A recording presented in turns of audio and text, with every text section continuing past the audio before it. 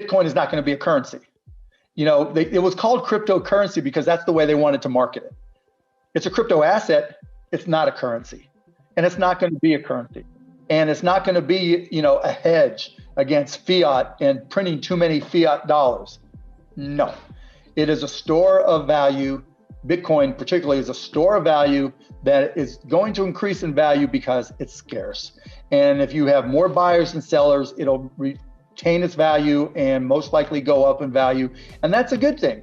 It still doesn't have any more utility right now other than a banana, right? So if you're hungry, I'd rather have a banana than Bitcoin, but I'd rather have Bitcoin stored, right? Because in terms of value, Bitcoin is worth more.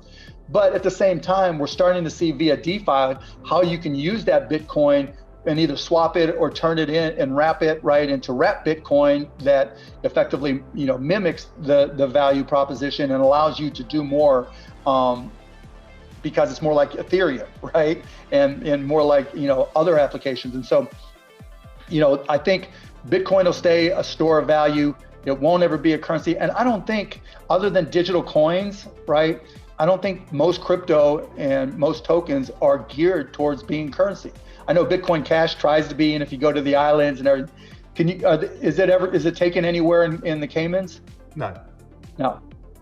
It's just like we put up 5 years ago, 6 years ago, whenever I wanted to see if anybody would spend Bitcoin to buy stuff at the Mavericks. And then I did it again 3 years ago. And then we announced it again 2 years ago, and we sold, I think, $314 worth. Yeah, and because if it is going up and it's got this skewed risk reward because it's based on kind of Metcalfe's law and adoption theory, why the hell would you sell it to buy a burger at a Mavs game? It's ridiculous. Exactly right. Why would you convey it at all, right? Why would you convey it at all? It's like, and look, if we had a big bout of inflation, but your personal inflation rate was 6% and you got 14%, in a bank, you're going to put it in the bank.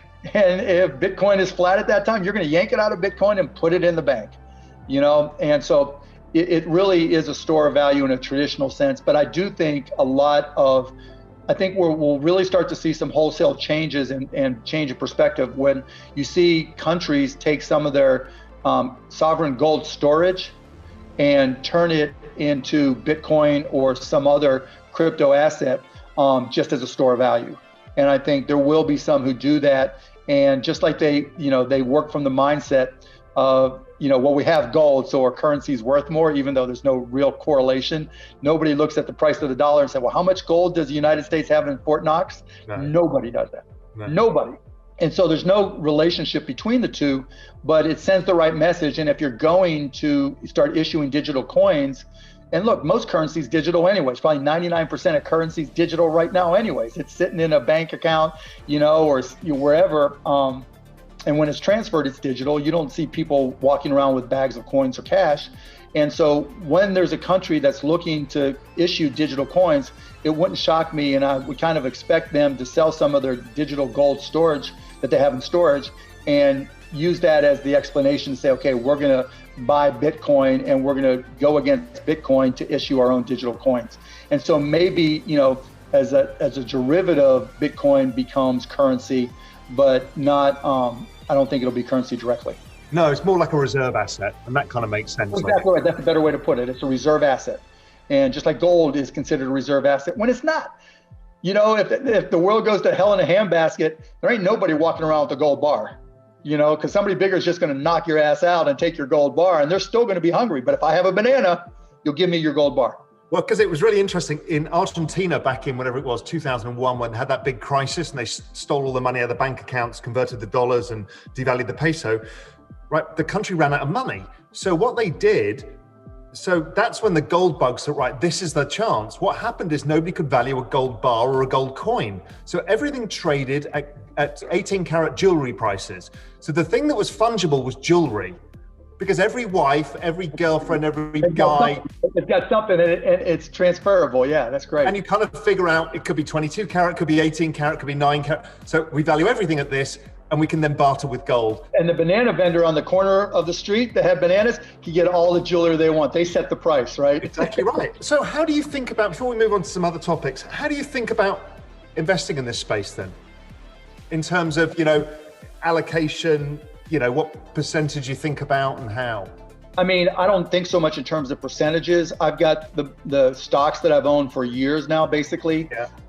In March, when things kind of cratered, I bought some more stuff and I've sold some of that since. And then I invest in private companies like the things we're talking about, because I think that's where the greatest return comes. But what about crypto itself? How do you think about your allocation to crypto? Allocation to crypto, I've been accumulating over the years and I've just never sold. I've swapped out some for Aave recently. So so the way I look at it is, where can something go?